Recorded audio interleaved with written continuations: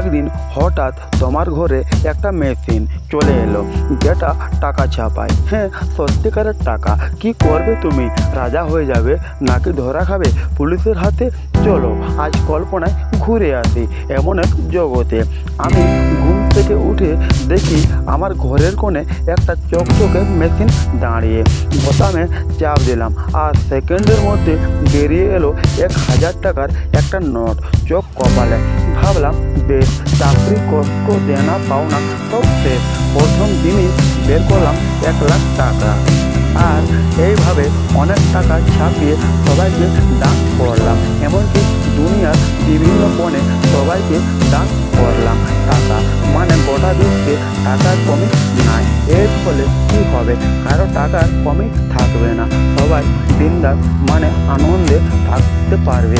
কি বলো? তখন না থাকবে কোনো চিন্তা না দুঃখ, মানে সুখের জীবন। কিন্তু ক্লাইম্যাক্স ভাবো, এর ফলে সবাই মরে যাবে, কেউ বাঁচবে না। হা হা হা। নিশ্চয়ই জানতে চাইবে এমনটা কেন বস? এমনই কিছু, মানে দুনিয়ায় কেউ আর কাজ করবে না, কারণ টাকার অভাব। কোথায় যে কেউ আর কাজ করবে? ডক্টররা আর চিকিৎসা করবে না, টিচাররা আর শিক্ষা দেবে না, শ্রমিকরা আর কাজে আসবে না, চাষিরা আর মাঠের ফসল ফলাবে না। কারণটা হলো টাকার। যার জন্য কষ্ট করবে মানে টাকার জন্য, সে টাকা তো তাদের পকেটেই। তো কী হবে আর পরিশ্রম করে? আর এই জন্য মুহূর্তের মধ্যে সারা বিশ্ব অচল হয়ে যাবে। তাই টাকা ছাপানো মানে সুখ নয়, কারণ এই টাকায় নেই কোনো পরিশ্রম, নেই কোনো মূল্য। যা সহজে আসে তা সহজে চলেও যায়।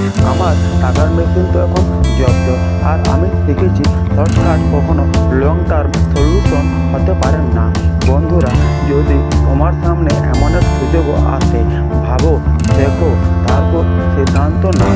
কারণ জীবন মানে শুধু টাকা নয়, জীবন মানে অভিজ্ঞতা, শিক্ষা আর সৎ পথে চলা। ভিডিও ভালো লাগলে লাইক দিও, সাবস্ক্রাইব করো আর কমেন্টে বলো, যদি তোমার কাছে একটা টাকার মেশিন থাকতো তাহলে তুমি কী করতে। ধন্যবাদ। দেখা হবে নেক্সট ভিডিওতে।